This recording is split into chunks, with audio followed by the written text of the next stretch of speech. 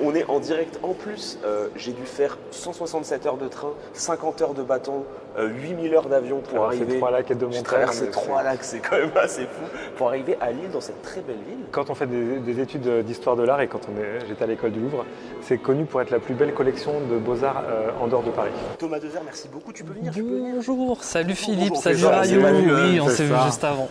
Oui, Produit du Nord, oui, tout à fait. Merci infiniment d'être ici. Grand plaisir. Moi, 7 minutes de route par rapport à toi, ça a été un peu plus rapide. C'est vrai que t'es pas loin et ça, c'est quand même assez fou. Oui, et j'expliquais avant, on en parlait, qu'au final, quand tu habites à Lille, tu passes devant ce musée qui prend beaucoup de place, qui est très joli à voir de nuit, de jour, mais tu n'y vas pas forcément. Philippe, t'as l'air hype de ce musée-là, je t'ai vu, t'es dans un... Je te sens bien, t'as ton petit pull, t'es bien. J'ai mon petit pull, ouais. Non, mais c'est une gageure parce que la collection commence avec l'Antiquité, même avec le Néolithique et va jusqu'à aujourd'hui. On va avoir des œuvres d'art contemporain. Donc c'est une timeline énorme, on va traverser plein d'époques et plein de styles très différents. Et en même temps, c'est assez excitant en vrai, de voir s'enchaîner comme ça les périodes, les toiles, les différents médias, c'est assez excitant. On va voir la directrice du musée, Juliette, vous pouvez venir, qui est ici pour nous présenter un peu. Bonjour Étoile. Alors, est-ce que je vais pas dire votre maison, je vais pas aller jusque là, mais quand même ce lieu. Est-ce que vous avez des petits mots à nous dire concernant le Palais des Beaux-Arts ? Je suis ravie de vous accueillir ici dans ce palais, puisque c'est un palais des Beaux-Arts, effectivement créé en 1862. C'est un musée municipal, c'est le musée de la ville de Lille, mais effectivement, comme vous disiez, c'est le plus grand musée des Beaux-Arts en France après le Louvre. Okay. Dans cette catégorie de musée des Beaux-Arts. Il est encyclopédique, effectivement, quand vous vous promenez, vous avez de l'Antiquité jusqu'à nos jours. Vous avez cet espace magnifique qui a été construit au XIXe siècle par deux architectes qui étaient Bérard et Delmas. Mais le musée a été aussi complètement restauré, rénové, transformé en 1997 avec la création de bureaux derrière dans ce qu'on appelle le bâtiment Lame, qui a eu un prix d'équerre d'argent, un grand prix d'architecture. La création vraiment aussi de cet atrium dans cette forme-là, un auditorium, toutes les qualités modernes et puis voilà, donc ce magnifique musée. C'est vrai que ça fait très récent quand même. Même le trompe-l'œil aussi, bon. Oui, alors c'est aussi l'installation. Oui, ça c'est Felice Varini, c'est l'artiste qu'on a invité cette année dans le cadre de la saison Fiesta. C'est un artiste que j'aime beaucoup, qui se dit peintre et qui travaille vraiment sur cet esprit de travail à partir de l'architecture. Et son œuvre est à découvrir en se promenant. Donc finalement, on fait aussi partie de son œuvre. Vous savez ce que c'est Fiesta ? Vous avez le truc ou pas du tout ? J'ai vraiment pas le truc. Parce que alors, vous allez m'arrêter si j'ai des bêtises. Oh, c'est un truc du Nord. Mais en 2004, on a été capitale européenne de la culture. Et depuis tous les 2 ans, il y a une thématique qui se répercute dans toute la ville avec une cérémonie d'ouverture et de clôture, mais qui impacte les musées, les théâtres. Et cette année, le thème, c'est Fiesta, donc la fête. Et il y a des installations dans la ville. Et il y a eu plein de thèmes différents. On a eu un sur l'Inde, on a eu un sur le fantastique. Et là, c'est Fiesta. Donc c'est dans le cadre c'est la fête. Exactement, c'est un festival. J'ai dit une bêtise ou ça va ? Non, c'est exactement ça. C'est littéralement le maire de la ville, quoi. C'est une saison culturelle. C'est vrai que depuis que Lille a été capitale de la culture en 2004, tous les 3 ans, il y a cette 3 ans, j'ai dit une bêtise. Il y a une grande saison culturelle et Fiesta, ça correspond bien à l'esprit du Nord. On va commencer par la galerie des sculptures. Ok. Et puis ensuite, on montera et mais ensuite, on vous retrouvera ensuite. Oui, tout à fait. Merci infiniment. À tout de suite. Merci, à tout à l'heure. C'est même ça, tu vois. En fait, je trouve ça trop intéressant, les mix. C'est vraiment quand tu vas en soirée, que tu es en mode de thème chic et choc. Je sais pas si c'est temporaire, ça, je pense. Non, ça c'est permanent. C'est un très très grand architecte et designer italien, Gaetano Pesce. Qui les a réalisés, qui les a créés. Donc il y en a un de chaque côté, c'est 2 grands lustres. Oui, okay. Et alors ça, c'est le petit clin d'œil à Paris quand même. Oh, attends, mais oui. En fait, c'est une sculpture d'un sculpteur qui s'appelle Barras, qui fait le thème de la défense. Okay. Donc c'est les armées qui défendent Paris face à l'arrivée de l'armée prussienne. Et donc cette sculpture était placée à un carrefour. Et ce monument, qui représente la défense de Paris, a donné son nom à un quartier à côté de Paris, la Défense. Et complètement, ça vient de cette sculpture. Juste là, la vue quand même sur cette œuvre. Même là, tu peux montrer là. Oui, d'accord, j'avais pas compris au début. Ouais, c'est un truc de fou. C'est Varini qui a installé ça. Ok. Et en fait, là, on comprend bien aussi le jeu entre l'artiste, son œuvre, le lieu. Et puis la notion de point de vue, en fait. Ouais. Ce que disait la directrice, c'est tout d'un coup, nous en tant que spectateurs, c'est nous qui créons l'œuvre, parce qu'on est en train de la regarder à un instant T depuis un point très précis. Rodin, c'est quelqu'un qui modèle en premier lieu, qui aime bien travailler la matière, la terre, et qui après, à partir de ça, va créer des marbres, des bronzes, enfin, peu importe. Et donc là, on est face à un bronze. Et ben en fait, c'est un élément qui était en haut de la porte des enfers qu'il a isolé. C'est le thème des trois ombres qui sont dans le livre de Dante, à l'entrée des enfers. Mais ça fait vibe un peu penseur, tu vois. Ah bah oui. Je pense qu'il copie sur Rodin. Je pense que je te l'avais dit, mais l'œuvre de la porte des enfers a été pour lui l'occasion d'expérimenter des formes, d'expérimenter des techniques. Et il a pris plein d'éléments qu'il a isolés pour en faire des sculptures à part entière, dont le penseur. Une moustache un peu Astérix. Ouais, c'est très Astérix, en fait, c'est très gaulois, là. Donc c'est le personnage, c'est Camulogène. Donc là, on est dans la guerre des Gaules et face à un Gaulois qui va se battre contre les armées romaines, qui sera finalement défait. Mais on a ici la représentation du Gaulois. Et en fait, il faut se replacer dans le contexte de la sculpture. On est en 1872. Ce Gaulois, ce qu'un certain président appelait un Gaulois réfractaire, ce Gaulois toujours en train de se rebeller, toujours prêt à défendre son territoire et sa spécificité, on le représente ici en 1872, 2 ans après la défaite de Sedan, 2 ans après cette déculottée monumentale de l'armée française face aux Prussiens.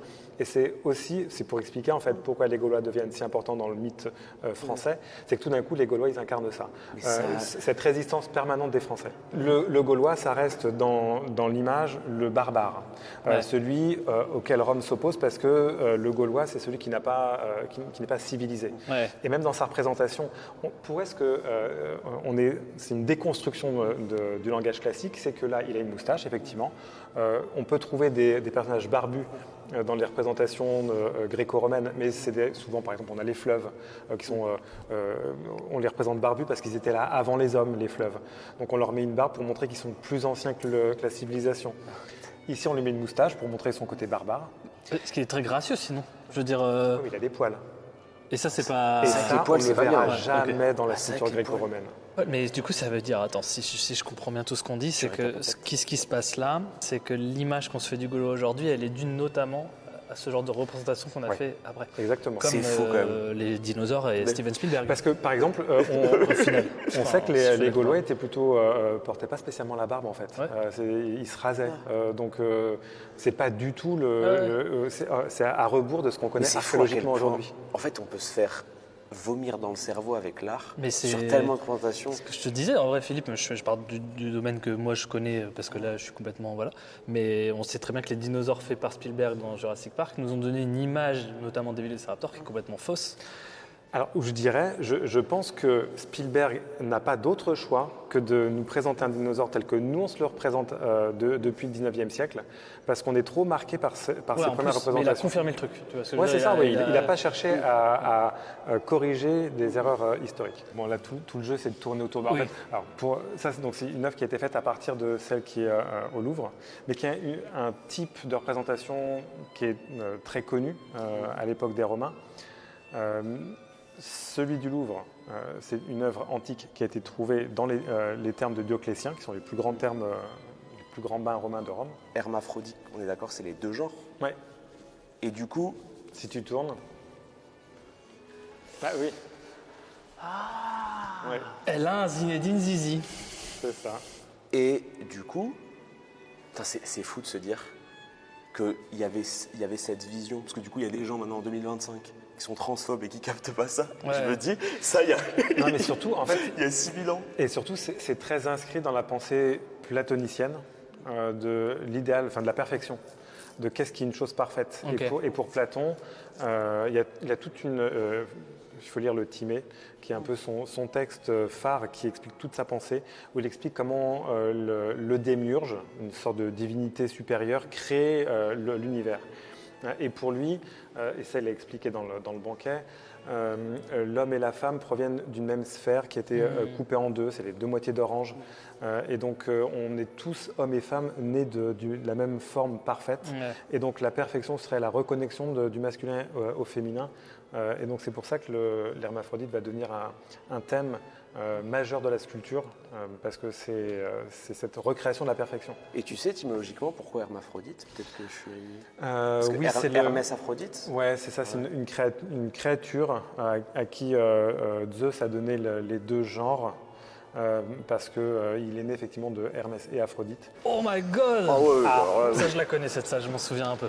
Oh oui, un petit triptyque. Hein. Alors moi je pensais plutôt à ce qu'il y a derrière vous. Tu nous surprends toujours. Ah, tu nous surprends, wow. Non, mais parce que c'est un peu les œuvres. Il y a deux œuvres assez emblématiques ici. Ce bon vieux Bosch. Mais la quand même. Team du lundi. Tous les streamers, on voit joueur du grenier à droite. Hein. Tu sais, c'est marrant. Le titre il est assez facile à deviner. Hein, c'est le concert dans l'œuf. Okay. Et ça, c'est une thématique qui est certainement très proche de la Nef des Fous. Qui est un livre publié en 1494 qui parle d'un bateau qui dérive avec à son bord des fous, et c'est toute une métaphore, une allégorie plutôt, de la folie embarquée sur un bateau. Et donc là on a la coquille de l'œuf qui correspond aussi à la représentation du fou, c'est-à-dire que le fou, celui qu'on appelle en italien le bouffon, ça veut dire celui qui a la tête vide. Et donc, on va représenter la folie par tout ce qui est creux, tout ce qui sonne creux. Les grelots, par exemple, c'est pour ça qu'il a toujours des grelots. On va lui montrer souvent, le représenter avec tous les instruments avant, une chose dans laquelle on souffle, mais qui est complètement vide. L'œuvre magistrale, oh oui, c'est ce qui est devant nous. Oh, c'est franchement. D'abord, c'est un artiste. C'est connu, ça. C'est une œuvre qui est très connue. C'est un artiste qui est très connu, une œuvre qui est très connue, c'est Rubens. Mais quand il y a un pouf, je me dis c'est qu'il y a une œuvre de malade devant. Bah, c'est pas faux, ouais. Souvent, c'est stratégique. Mais c'est Jésus de Nazareth. Ah oui, c'est une descente de croix, oui. Ah mais oui, d'accord. En fait, je n'ai pas connecté mon cerveau. Oui. Mais en gros, Rubens, donc on est au début du XVIIe siècle, et c'est un artiste qui va poser beaucoup de problèmes aux académies, et notamment en France. Parce que l'Académie cherche à comprendre comment on peut restituer au mieux le langage, le sens moral de l'art. Et pour l'Académie, tout va partir du dessin. Et le problème, c'est que Rubens, on voit construire aussi une œuvre sur des grandes taches colorées. Est-ce que, Philippe, je suis désolé de te couper, tu peux expliquer aux gens qui ne savent pas ce que c'est l'Académie? On avait un peu parlé avant. Tu as raison. L'Académie, c'est un mode d'organisation d'une corporation, qui est celle des peintres. Il faut rentrer dans l'Académie pour être autorisé à peindre et à exposer. Et l'Académie, donc c'est une institution qui va être chapeautée par le roi en France. Il y avait deux académies, il y avait Saint-Luc et l'Académie royale. Mais l'Académie décide en gros de comment on peut peindre. C'est comme une maison de disques, mais qui est extrêmement chiante et qui, si tu ne mets pas exactement les paroles dans ton texte, ne vend pas ton CD. Voilà. Ou tu es exclu de la communauté. Voilà, c'est un peu ça. Et effectivement, on voit comment, là, ici, Rubens va construire son œuvre avec donc on a par exemple le manteau rouge au premier plan, on a un visage éclairé en rouge à l'arrière-plan, ça nous fait une diagonale. Donc il a construit comme ça sur la toile une espèce de ligne. Il y a des touches bleues également qui vont se répondre à des endroits opposés du tableau. Donc c'est une construction à partir de la couleur. Et ça, certains artistes vont se poser la question, on verra tout à l'heure du reste Philippe de Champaigne, il se pose la question, est-ce que cette couleur, elle n'est pas là pour pervertir l'œil, ou en tout cas pour détourner l'attention de l'œil, pour nous séduire plutôt que de nous faire comprendre le message moral? Mais pourquoi? C'est vrai que le rouge... Parce que tu vois, genre, là, j'ai pas envie de regarder le tableau, tu vois. Du coup, tu veux répondre à l'Académie, mais pas... en gros, c'est être attiré... qu'est-ce qu'ils veulent dire? Pourquoi ils veulent pas qu'on regarde? Parce qu'effectivement, tout d'un coup, il y a un aspect de séduction de l'œil dans la couleur. Ouais. Elle nous stimule l'œil et elle nous plaît. Alors que le sujet, c'est la descente de croix. C'est pas censé nous plaire, en fait. C'est censé nous rappeler que le Christ a souffert et a sacrifié dans sa chair pour acheter nos péchés. Ah, c'est vrai que c'est pas logique, mais ça a dû faire scandale, ça. Mais Rubens, c'était l'Académie royale en France, je trouvais que c'était justement pas un artiste à suivre. C'était pas celui qu'il fallait. C'est de la provoque un peu ou... C'est plus une manière de peindre, une manière de chercher à construire oui, c'est vraiment ça, construire une image basée sur la couleur, mais basée aussi sur la manière de représenter les corps. Parce que en fait, cette œuvre-là de Rubens, elle est beaucoup plus caractéristique de son style. Et notamment dans la manière de représenter, de dessiner, entre guillemets, les visages. Et on voit qu'il y a que ce n'est pas le trait qui domine. C'est la manière d'utiliser son pinceau et de mélanger les couleurs qui va structurer le volume. Et notamment, on disait de Rubens, on lui reprochait de peindre la chair comme on fouettait de la crème.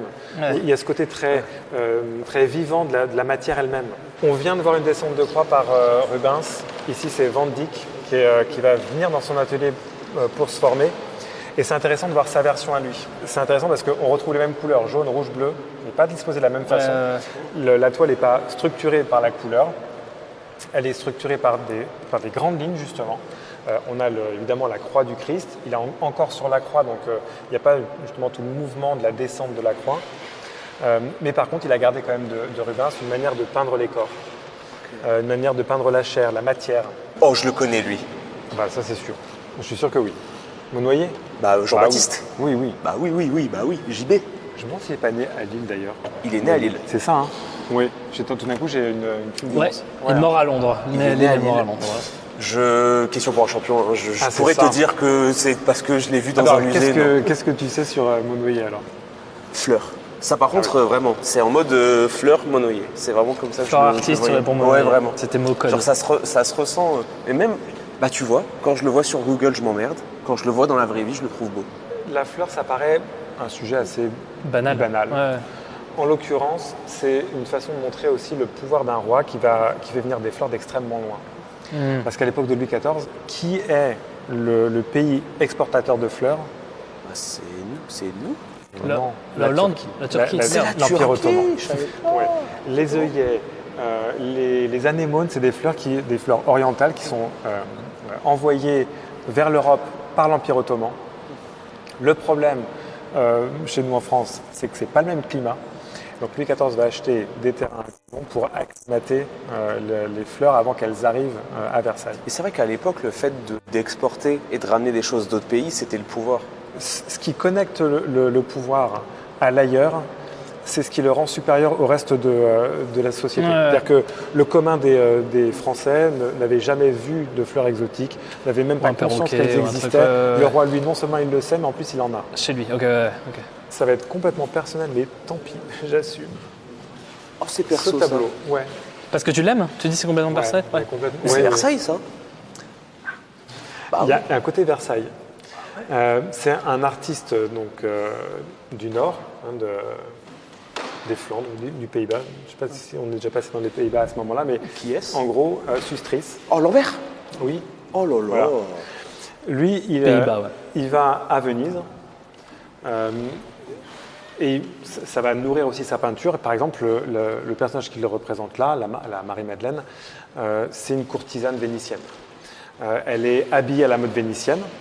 Elle a un tissu oriental très riche à la vénitienne. Elle a des fameuses gorges, donc on voit sa poitrine. Ouais. Et elle a les cheveux, ça c'est peut-être un détail que vous allez aimer, le fameux blond vénitien. Okay. Comment est-ce qu'on fait pour être blonde vénitienne ? Eh bien, on se lave les cheveux à l'urine. C'est le thème de Marie-Madeleine qui, après la mort du Christ, vient au Jardin des Oliviers. Un jardinier lui apparaît et ce jardinier, c'est le Christ. Okay. Il lui dit ne me touche pas, noli me tangere, ne m'approche pas, ne me tiens pas, parce qu'il n'est pas encore ressuscité. Le truc qui me surprend, c'est à quel point ça ressemble à Versailles.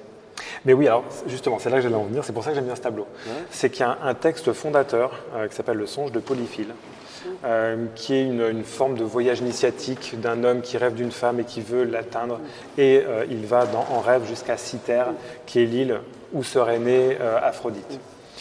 Et donc, dans tout ce parcours, on a des descriptions très précises des jardins. Et que ces descriptions des jardins dans le songe de Polyphile va inspirer Côme de Médicis pour ces jardins à Castello, et que dès lors, ça va être ça l'inspiration des jardins à la française. Alors ça par exemple c'est intéressant, on ne sait absolument pas ce que c'est, on ne sait pas qui c'est, on ne sait pas qui l'a fait. mais c'est rentré dans les collections par un artiste qu'on verra tout à l'heure, Vicard, qui donne sa collection au musée, et dans la collection il y a ça. C'est une tête en cire. Donc déjà la matière elle est improbable. On ne sait pas qui l'a faite, on pense à ce moment-là, au 19e siècle, que c'est peut-être Raphaël ou peut-être Léonard de Vinci, on ne sait pas exactement. Donc c'est possible. Ça peut être. Alors aujourd'hui, ces premières attributions, elles sont complètement remises en question. Enfin, on est sûr que c'est ni Raphaël ni Léonard. Mais en tout cas, on sait que c'est quelqu'un qui est influencé par tout cet environnement artistique. On a quand même Ribera. Peut-être un outsider de la mass culture, mais en même temps, Ribera, c'est quand même de la très très belle peinture. Un Espagnol qui, grâce à la politique, peut venir peindre à la cour de Naples et qui a une façon très particulière de peindre. C'est ce que moi j'appelle la peinture sale. C'est Victor Hugo, ça. Alors, Il ressemble un peu. Ok. Dans le côté vieux, vieux barbu. Pas dans la vibe. Un peu ronchon, Ouais, excuse-moi. C'est un Saint-Jérôme, donc c'est plutôt... Ça ressemble pas vraiment. Ouais. Mais il y a la peinture sale. Ouais, tu vois, comme s'il y avait une sous-couche noire à chaque fois qui salissait sa couleur. Le fond noir, c'est bizarre quand même. Je trouve que le fond noir, ça donne un... Alors j'aime bien, mais je trouve que ça marque. Enfin, je sais pas comment expliquer. Genre j'ai toujours envie de... Ça me fait penser à Goya, tu vois. On le regarde juste derrière en plus. Ah bah il est là. Qu'est-ce qui devient? Toujours là, celui-là. Quelle transition. Ah tu vois, c'est tellement Goya. Il y a deux grandes paires de Goya. Il a deux grandes manières de peindre. C'est des visages. En fait, le fait que ces visages, ils ressemblent à des U. Ah, des quoi? Des U. En gros, regarde, à chaque fois que je vois du Goya, quand j'étais petit, je considérais ça comme des U parce que les visages sont très très arrondis et ça fait genre comme ça. Et du coup, c'est comme ça que je reconnaissais Goya quand j'étais petit. Je me disais, ça c'est Goya parce que leurs visages, ils sont genre scindés en deux et ça fait un gros U. Je suis peut-être complètement teubé, Philippe. Mais c'est comme ça que je le voyais. Tu vois. Les deux, c'est des Goya, d'accord. Ouais, mais tu vois, gauche, Goya, j'aime bien. Droite, Goya, fatigué. Mais dans le respect. bien évidemment. Alors, non, mais ça en plus, ce que j'aime bien dans cette œuvre-là, celle de droite, c'est qu'il y a un aspect politique. Qui est une forme de critique aussi d'une Espagne qui a été ruinée par les guerres napoléoniennes. On est visiblement, on pense que c'est après 1808 et l'arrivée au pouvoir de Joseph Bonaparte qui prend le trône d'Espagne. Et donc, il y a aussi toute cette espèce de critique de l'Espagne sous la domination des Bonaparte. C'est très Tim Burton, quoi. Oh oui. Ah oui. Lorsqu'on se déplace, lorsqu'on prend son ticket, nous sommes ici. Fais attention à ce que tu vas dire. J'aime pas du tout. J'ai pas fait attention. Toutes les personnes à qui je ramène devant Chagall me disent que c'est nul à chier. Je le dis et je n'en peux plus. Mais explique-moi ce que t'aimes, par contre. Alors, par exemple, mais je trouve toi, ça t'aimes aussi ou pas? Pour moi, il y a trop de couleurs, mais par contre, j'aime bien ce que je n'aime pas chez le Gréco, je l'aime bien chez Chagall. Comment ça crie. En fait, c'est deux artistes qui ont une vraie singularité, qui peignent à rebours des autres. Je trouve ça, je salue ça chez les deux, aussi chez le Gréco. Ça me parle un peu plus avec Chagall parce que je vois beaucoup plus de vie, il y a beaucoup plus de mouvement. Ma chanson préférée de la vie d'ailleurs s'appelle Videotape de Radiohead. C'est une chanson où il y a une rythmique à un moment donné, t'entends le chanteur tu l'entends respirer. Et en fait, la batterie elle disparaît au profit de la respiration. Et à un moment donné, c'est la respiration du chanteur qui devient le rythme en fait, en gros. Et là, il y a un truc comme ça. Tu passes du bleu au rouge sans t'en rendre compte en fait. Ouais, c'est ça que j'aime bien. Ah de ouf, mais tu sais genre. C'est une longue. Ah non, j'aime bien. Mais c'est bien que c'est intéressant que tu parles de ça parce que il arrive après toutes les théories sur justement le rapport entre musique et couleur. Ok. Il y a une expo sur Kandinsky en ce moment à Paris. Et Kandinsky, c'est celui qui a théorisé. Chevalier bleu. C'est celui qui a théorisé là-dessus en fait. Comment la couleur est une onde qu'on peut comparer à la musique. Okay. Comment la peinture peut s'appuyer sur une écriture abstraite qu'est la musique pour devenir juste une pure expression de la couleur. C'est intéressant que tu parles de ça là, par rapport à lui. Je pense que pour Chagall, son rapport à la musique, c'est un rapport de transe. Il appartient à une communauté juive chassidique qui sont des mystiques. C'est une forme mystique de la pratique de la religion. Et cette mystique, elle est très corporelle, c'est-à-dire faire vivre dans le corps l'expérience de l'amour de Dieu, en gros. Et c'est par la danse, c'est par le chant, c'est par la musique qu'on arrive à cette espèce de transe. Et là, les géants, du coup. Ben oui, autre ambiance. C'est vrai que les géants, c'est un peu inattendu au sein du Palais des Beaux-Arts. Et c'est à l'occasion des 20 ans de l'inscription de ces géants du Nord au patrimoine de l'UNESCO. En fait, ça fait 20 ans que ces géants, qui sont ce qu'on appelle un patrimoine immatériel de l'humanité, ont été reconnus par l'UNESCO. Donc ces géants, je ne sais pas si... Je connais très peu. En fait, je sais juste que dans mon esprit, quand je pense aux géants, je pense au Nord. C'est juste au ça. Carnaval, un petit peu. En fait, ouais, c'est que le carnaval de Dunkerque, en fait, j'ai ce truc-là dans ma tête où je me dis que j'ai cette représentation du Nord, mais je connais vraiment tu vois, très genre peu. moi, dans mon école primaire, j'avais une géante. Ah ouais. On en avait une qui était liée à notre école. Et en fait, il y a un côté très fort. Les gens, quand on leur parle ici des géants, ils ont des souvenirs d'enfants. Dans mon équipe, quand on parlait du géant Bimbin, ils me disaient, mais enfant, à Douai, on nous portait, on nous faisait embrasser Bimbin. Ouais, Bimbin, ouais, c'est un géant qui représente lui-même un petit garçon, un bébé qui a une coiffure qui empêchait autrefois les enfants de tomber et de se cogner la tête. Et du coup, les géants apparaissent comme on le voit dans l'exposition. Alors l'exposition a été faite surtout avec les fonds du musée de l'Hospice Comtesse, qui est le deuxième musée de la ville de Lille, qui est un musée consacré à l'histoire de la ville, qui est situé dans le Vieux-Lille, et je vous invite vraiment à le visiter. Et du coup, avec les collections, on a pu retracer l'apparition des géants. Alors, les géants, qu'est-ce que c'est? Évidemment, dans les contes, c'est ces grands personnages. Et c'est vrai que ça nous ramène aussi à notre statut d'enfant face à ces grands êtres qui traversaient les forêts. Pardon. Et du coup, ces géants apparaissent dans le nord de la France en tant que grandes effigies qui se promenaient dans les rues à partir du XIVe siècle. Et on a du coup des gravures, on a des tas d'éléments qui montrent leur apparition. Et ensuite, ils vont continuer, ils vont devenir des figures populaires. Et donc, on va les retrouver aussi dans les publicités, dans des assiettes, dans ce qu'on appelle aujourd'hui des produits dérivés. Ok. Et c'était très connu. Après, ça avait un peu disparu. Et dans les années 50, on les ressort, on les remet en avant. Et vous voyez tout au fond un film qui a été fait en 1956 où on a ressorti plein de géants qu'on a recréés pour ceux qui ont été détruits pendant les guerres. On les a ressortis. Il y avait plus de 150 géants, 1600 musiciens. C'était un lundi de Pentecôte en 1956 et quelqu'un a gagné un prix du film d'amateur. Et donc on montre ce film d'amateur qui avait eu un prix. Et c'est assez touchant de voir aussi que c'est pas seulement les géants qui sont construits pour être promenés dans la ville, c'est aussi tous les gens qui sont autour, les porteurs de géants, puisque c'est porté, c'est vivant parce que des gens perpétuent cette tradition. Et alors dans la deuxième salle, on a voulu montrer aussi le fait que ça existe toujours. On l'a montré à la fois dans la manière dont sont fabriqués les géants.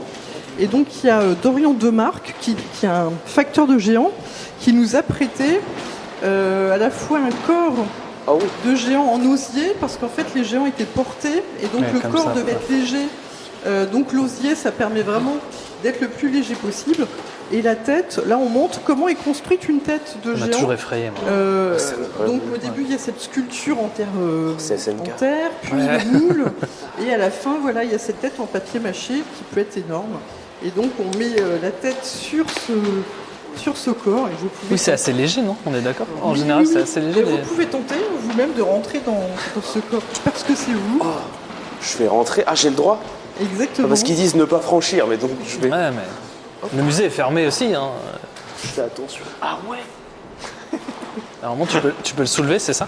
Je crois que c'est comme ça. Quand même. C'est comme ça, du coup. Et là, et on attrape. Tu mets tes deux mains, ouais. Et là, tu le soulèves. J'ai le droit? Bah oui, spécialement. Quelle vie. Waouh. Ah ouais, c'est pas très lourd. Donc après, les géants peuvent marcher, danser le rigaudon. C'est pas très lourd, en vrai. Danser le rigaudon. Ce que je vous laisse, c'est vous montrer une partie des collections qu'on va pas visiter. Ok. Parce qu'on va pas avoir le temps de descendre. On va vous expliquer ce qui s'est passé. En gros, on a pris un choix éditorial de se dire que on vous a filmé pas mal de ce qui se passait dans la salle du sous-sol, puisqu'en termes de connexion, c'est trop dur d'y aller sans que ça coupe. C'est presque impossible. Donc en fait, on s'est dit, soit on prend le risque d'aller en bas, que ça coupe et que toutes les 10 secondes, les gens disent ça marche pas, ou soit on a filmé des plans, vraiment comme si on y était, et Philippe va expliquer, on va regarder quelques vidéos, et comme ça, bon, si vous voulez aller le voir, déplacez-vous, et vous pourrez aller voir. Mais par contre, il y aura des plans qui ont été faits par nous, en fait c'est nous qui avons fait les plans, donc c'est quand même d'une qualité quand même assez folle. C'est un peu le secret défense de l'époque, c'est faire des maquettes de villes à une échelle très réduite pour prévoir une stratégie d'attaque et de défense. Avec qui sont très anciennes, qui datent, je crois que une des plus anciennes et une des plus intactes, elle date de Louis XV. C'est un plan relief, c'est celui qu'on voit là maintenant à l'écran, où tout est extrêmement minutieux dans le détail, les arbres sont détaillés, les types d'arbres sont détaillés, et donc là c'est Audenarde, qui est une ville qui était connue pour la tapisserie. C'est incroyable. Franchement, allez-y, c'est incroyable. Ça, c'est pour montrer un torse du Christ du XIIe siècle. C'était pour montrer aussi comment... donc ça c'est issu de l'école du Nord de la France.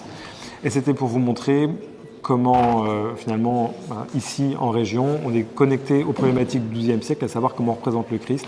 Et on commence à avoir plus de réalisme dans la représentation du torse, plus d'attention portée à l'anatomie et moins de schématisation. C'est un artiste qui représente...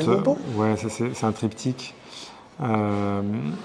Et donc, on voit des personnes qui se baignent au pied du crucifix dans un bain de sang. Mais c'est aussi une façon de montrer l'espoir de la résurrection. En gros, ces personnes se baignent dans le sang du sacrifice parce que c'est une façon de racheter ses péchés. C'est l'un des plus beaux tableaux qu'on a vu. En fait, mais ce qui est assez exceptionnel, c'est aussi la façon de créer de la profondeur. C'est ce qu'on appelle une perspective atmosphérique. C'est la succession des couleurs qui crée l'illusion de la perspective. Et ça, c'est typique des Flandres. Bon, là, on va rentrer dans la peinture hollandaise. Oh oui. Avec forcément des natures mortes. Ah, tout à l'heure, tu parlais de Rembrandt. Ouais. Il y a un portrait, quand je l'ai vu, je pensais que c'était l'école de Rembrandt, mais ça ne l'est pas. Et ouais, en fait, on reconnaît la patte. Le contraste clair-obscur, là, on voit effectivement qu'il y a un peu de relief à l'arrière avec du marron. Mais bon, moi, je pensais que c'était l'école de Rembrandt, mais apparemment non. Okay. Ah, mais ça sonne Rembrandt quand même. Mais ouais. Ça aussi, ça. Ce double portrait, ceux-là, là. En fait, ça m'a fait, quand je les ai vus, ça m'a fait beaucoup penser au couple Solman, qui sont des tableaux du Louvre, où on retrouve un peu la même patte qui sont deux tableaux de Rembrandt, et là on retrouve un peu la même patte avec la manière le visage d'abord de cette femme. On voit qu'on est dans le Nord, dans la manière de la représenter très réaliste, avec toutes ses imperfections, ses cernes. On voit également la débauche de dentelle, qui sont, alors là aussi une technique espagnole arrivée dans les Pays-Bas. Et puis la volonté de montrer la puissance par le vêtement. Alors ce qui est intéressant, c'est que dans le terme néerlandais ou anglais, c'est toujours vivant, c'est still life, et que nous on appelle ça nature morte. On n'accentue pas sur la même chose, mais quand on le regarde, effectivement, il y a quelque chose de vivant. Même si les fruits sont coupés, il y a toujours des éléments comme des insectes. Là, on voit le papillon sur la droite. Ouais. Il y a souvent également des vers en train de manger. Donc c'est toujours vivant. Ce sont des représentations très symboliques. Par exemple, ici, en bas, on a donc ces coupes de fruits sur une céramique. Alors peut-être qu'elle est de Delft, à la rigueur, elle est bleue et blanche, mais quoi qu'il en soit, c'est une référence à la porcelaine chinoise. Et donc c'est toujours, très souvent, des références au commerce, les natures mortes. Dès qu'on commence à apprendre à lire une nature morte, ça devient, on cherche toujours les références. Et là, par exemple, on a le homard rouge. Non, mais il est rouge sur une nappe blanche. C'est forcément une référence au Christ. Okay. Ah ouais, okay. Ouais, c'est forcément une référence à la messe. Dès lors qu'on a une nappe blanche sur une surface, c'est l'autel de l'église. Et le rouge, c'est la couleur de la passion. Donc là, on a une chair, celle du homard, rouge. Sur l'autel, ça rappelle l'Eucharistie, le mystère eucharistique où on va transformer le pain. Ouais, non, mais c'est ça, en fait. On voit un homard sur une table, sur la chair du Christ. C'est sûr que c'est ça. Mais oui, mais c'est incroyable. Alors Guillaumet, il est considéré comme étant le premier orientaliste, c'est le premier qui va faire de l'Orient un sujet. Mais malheureusement, dès lors qu'il fait de l'Orient un sujet, il va pervertir en quelque sorte l'Orient. D'abord, cette question d'Orient, l'Orient n'existe pas. D'où est-ce qu'on décrète qu'il y a un Est? C'est parce qu'on se décrit soit comme étant l'Ouest. Donc il y a une forme d'opposé à l'Occident qui serait un Orient cruel, sanguinaire, dangereux. C'est toujours ça qu'on met en scène. Et moi, je vais plutôt vous montrer celui-ci, Benjamin Constant. C'est nourri d'une expérience qu'il a faite quand il est au Maroc. Il part au Maroc en 1871. Il est envoyé avec une ambassade. Et donc, il est reçu à Ouazzam, qui est dans le Rif, au Maroc.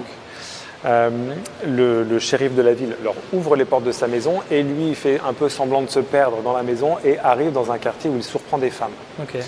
Et de cette espèce de fantasme de pénétrer le harem, il va faire ce tableau qui est... Alors là, c'est intéressant quand on parle de la représentation de l'autre, parce qu'il met en scène un autre qui n'existe pas. Toutes ces femmes lascives, allongées, à moitié nues, avec cette esclave, elle aussi à moitié nue, jouant de la musique, tout ça, ça n'est pas le Maroc. Mais c'est le Maroc tel que le fantasme l'artiste. Et malheureusement, l'Orient, ça ne sera que ça, jusqu'à très longtemps, un fantasme de l'occidental qui regarde l'autre. Ça, c'est l'artiste qui se met en scène. Ça aussi, c'est intéressant parce que pour vous qui êtes sur les internets, comme on disait à mon époque, la mise en scène de soi, c'est une chose qui est très commune aujourd'hui. C'est ton métier, Thomas. Non, mais c'est vrai. Mais dire, il a rempli des zéniths. On a tous des comptes Instagram où on se met à un moment donné soi-même en scène. Lui... Courbet, c'est ce qu'il fait. Il a fait la même intention. C'était sa story Insta de l'époque. C'est un peu ça. Donc lui, il est là. On le reconnaît toujours. Jean Rochefort, un peu. Ah non, il n'y a pas de moustache. Là. Et ça, c'est son père. C'est son père.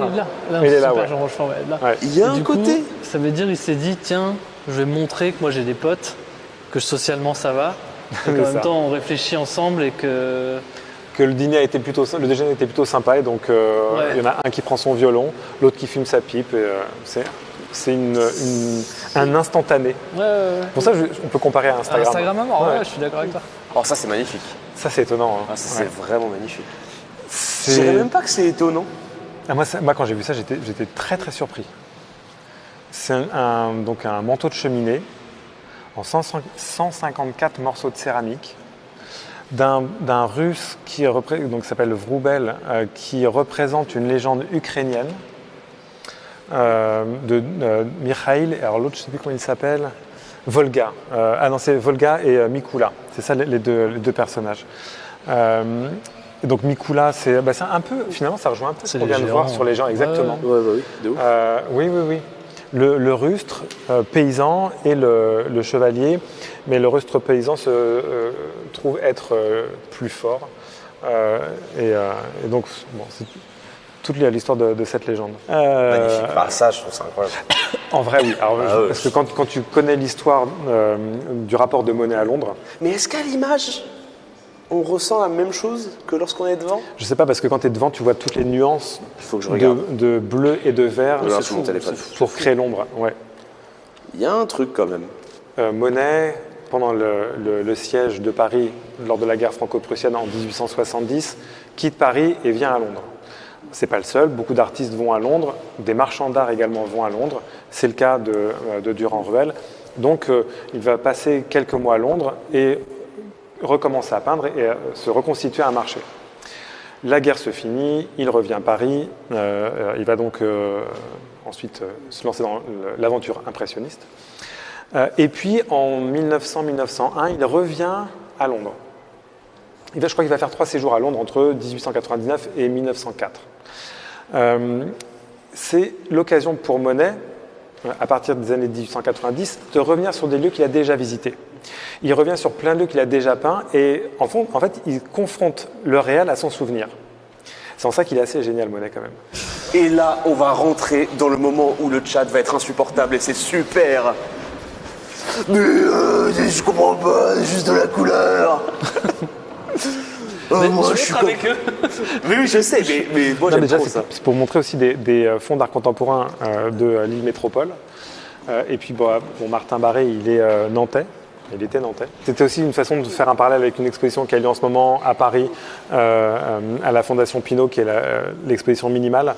Il y a toute une réaction à la mécanisation et à la disparition du geste de l'homme dans la société. On consomme des objets dont on ne sait plus qui les a fabriqués. Et dans les années 80, il y a tout un mouvement comme ça où l'artiste assume aussi de disparaître. C'est un peu l'anti-Monet qui peint son émotion, qui met du geste, de la matière sur la toile. Ici, tout disparaît derrière une sorte de froideur, un geste chirurgical, très précis. Et on a l'impression, là aussi, que cette espèce de chose froide qu'est la peinture, c'est une disparition de la matière telle que... En fait, c'est vraiment une critique de la société, de la production industrielle à grande échelle, telle qu'elle apparaît dans les années 80. C'est là où tu vois le grand écart du musée. Tu passes de... T'as vu un peu Monet, là-bas. Et il y a même Chagall est là. Il y a Chagall qui est juste à côté. Et t'enchaînes directement. Alors ça, c'est toujours pareil, c'est qu'en fait, ça crée des débats. Et c'est ça que j'aime bien, moi. C'est un chef-d'œuvre. Moi, j'ai un problème avec Soulages. Pour moi, Soulages, c'est la version contemporaine de l'impressionnisme. Et de la réflexion sur la lumière. Toujours comme ça. Mais par contre, je pense dur à regarder en live. En live, je sais pas si en live vous captez. Parce que du coup, parce que quand tu te le prends dans la gueule... qu'en fait, c'est que du reflet. Et de toute façon, c'est le travail de Soulages, c'est l'outre-noir. C'est du noir qui devient une lumière, qui renvoie la lumière. Et c'est tout son propos. Moi, j'aime trop. C'est magnifique. Ouais. Ici, c'est vraiment l'opposé de Martin Barré. Là, il y a du geste. Il y a un artiste qui raconte quelque chose. C'est une chose abstraite, mais son geste, la trace de son geste dans la matière, c'est de la narration. Tu m'as eu, Philippe, je signe. Moi, j'aime trop. Je sais que c'est particulier, mais c'est ça qui est cool. C'est qu'en fait, dans toutes les pandas, il y a forcément des choses qui te font un peu grimacer. Moi, ce qui va m'énerver plus, c'est qu'aujourd'hui, c'est devenu institutionnel. Je pense que presque tous les musées maintenant ont un Soulage. Et c'est le moment où une chose exceptionnelle devient trop banale dans les musées. C'est un peu... C'est un peu dommage, ça dessert un peu Soulage. Moi, j'aime bien ton petit côté hipster, Philippe, des fois. Cette visite, elle était assez folle. Même, en fait, c'est fou le nombre d'œuvres. Il y a du Monet, il y a du tout. Il y a du Chagall. Il y a du Bosch. Il y a du Turner, il y a Bosch. C'est assez incroyable. Thomas, comment ça fait l'expérience ? Moi, c'est rigolo parce que j'ai revécu un seul souvenir de ce que j'avais déjà vécu en faisant cette visite. Je me souviens des tableaux qui sont immenses dans ces 3-4 salles qu'on s'enchaîne là. Mais là, ta lecture derrière, il y a quelque chose qui se passe qui m'a fondamentalement intéressé, qui m'a... Comment dire ? Tu sais, moi, ça me génère toujours des idées de blagues. C'est ça le problème. Mais c'est pas négatif, au contraire, si ça génère des idées de blagues, c'est que je prends pas mal de plaisir. Mais là, d'une part, déjà, tu m'as intéressé. Ah oui, je t'ai pas dit ça au début. Moi, quand je vais dans un musée, vraiment, assez vite, je n'ai qu'une envie, c'est de sortir parce que j'ai un côté, je sais pas, hyperactif, tu vois. Il y a un truc où, voilà. Et là, je me suis pas ennuyé une seconde, tu vois. Moi, je sais que je ramène des gens qui, même si tu connais un peu les musées, tu vas jamais pouvoir le voir parce que Philippe, Puis ça... On va pas dire, mais Philippe, il est demandé partout. Ouais, puis tu tolères nos digressions, tu rebondis dessus. J'aime beaucoup ce truc-là. C'est que c'est simple, j'ai pas peur d'intervenir avec toi. Il y a ce truc-là qui fait que je vais pas dire, il va se foutre de ma gueule ou à quoi. T'es complètement OK avec ce truc-là. C'était trop bien. J'espère que le chat, vous avez apprécié. J'ai adoré cette visite. Elle était vraiment super. Et moi aussi, j'ai bien aimé. Franchement, je trouve qu'on a passé un bon moment tous les trois. C'était trop bien. Ouais. C'était vraiment magnifique. Merci beaucoup à vous. Bravo à tous. Bonne nuit. Au revoir. Au revoir.